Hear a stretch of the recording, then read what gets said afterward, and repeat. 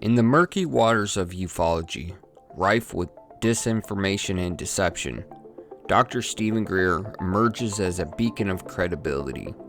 His distinguished background in emergency medicine and unwavering commitment to scientific rigor propelling his tireless pursuit of the truth about UFOs and potential extraterrestrial civilizations.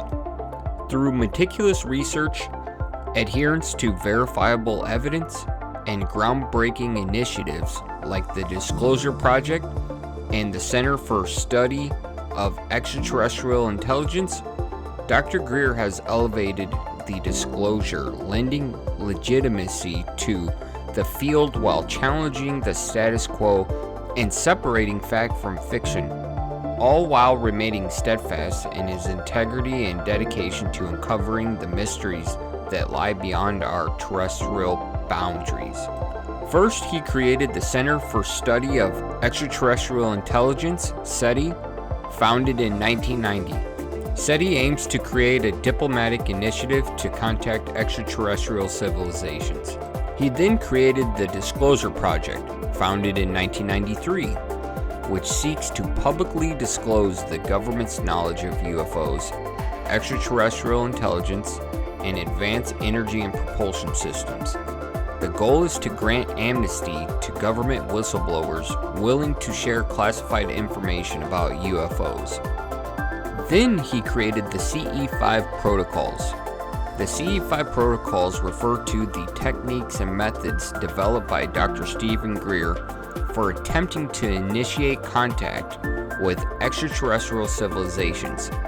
CE5 stands for Close Encounters of the Fifth Kind, which involves human-initiated contact with ETs. The key aspects of CE5 protocols include meditation and focused intent. Participants engage in meditation to raise their vibrational state and project thoughts of making peaceful contact. Number 2, coherent thought sequencing. Using specific thought patterns and visualization techniques to attempt to establish a telepathic link with extraterrestrial beings. Number 3, signaling with lasers and light. Participants use lasers, lights, and mirrors to signal into the sky and space, attempting to attract the attention of an extraterrestrial craft. Number 4, establishing vector points, identifying locations believed to be conducive for contact, such as areas with reported UFO sightings or energy vortices. Number 5, oneness achievement, reaching a state of unity consciousness among the group believed to amplify the intent for contact. So in essence, the CE5 protocols involve using meditation, visualization, light signals, and a group intent to make peaceful contact with extraterrestrial beings, as developed and promoted by Dr. Stephen Greer through his organization like CSETI. Now, I've always been put off by media companies trying to push an agenda or tell stories from a biased viewpoint to intentionally mislead or lie to you. Now, I'll give my point of view. After spending years immersed in researching and consuming everything I can on this topic, here's my personal opinion. Dr. Greer's whistleblowers are verifiably who they claim to be. With proven credentials in their respective fields, they have nothing to gain and everything to lose, risking money, jobs, credibility, and even their lives. Yet they come forward out of a moral obligation to share this information and technology with the public.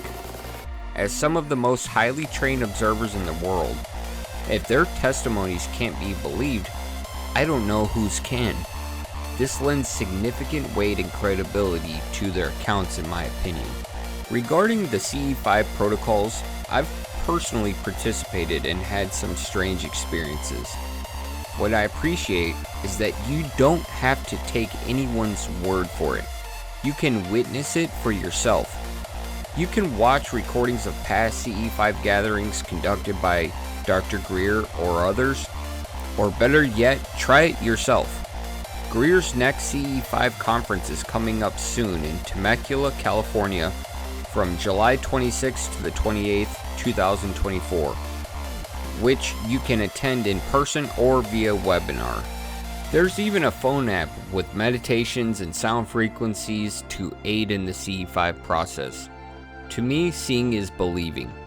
And when someone can accurately predict anomalous lights appearing in a specific area of the sky after conducting meditations, it's hard to dismiss as mere coincidence. This isn't an isolated occurrence either. It happens worldwide, yet possibly 99% of the population remains unaware. Curiously, the ability to seemingly summon intelligent beings from higher realms isn't covered by mainstream news, despite being a monumental story proving we're not alone and not the highest beings in the cosmos. While a few paranormal shows have mentioned CE5, it's often portrayed as a new cult phenomenon. In Thailand, a version using Buddhist meditation for similar purposes exists. Yet when Josh Gates' Expedition X covered it, they sensationally titled the episode Thailand's UFO Cult. The media attempts to control the narrative and shape assumptions before presenting the full truth. While guidance is acceptable, deliberately lying to push an agenda and keep secrets is problematic, and it's something that I take issue with. As for the non-human intelligent beings, we can only speculate as to why they remain hidden. This makes me ponder ancient religions and mythologies like the Watchers, a fitting term for what they seem to be doing nowadays, as aliens wasn't a concept back then. The myths of angels mating with humans invoke modern claims of abductions and strange experiments, with alleged human hybrid programs being one agenda of these higher beings.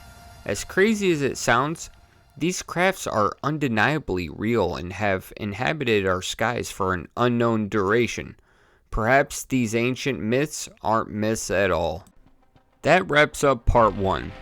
Stay tuned for part 2, where we'll dive into the really fascinating material from Dr. Greer's Disclosure Project Intelligence Archive, a 30-year collection now available to the public. I'll share some of the intriguing things I've uncovered within the trove of information. Thanks for watching, and don't forget to like, subscribe, and share for more.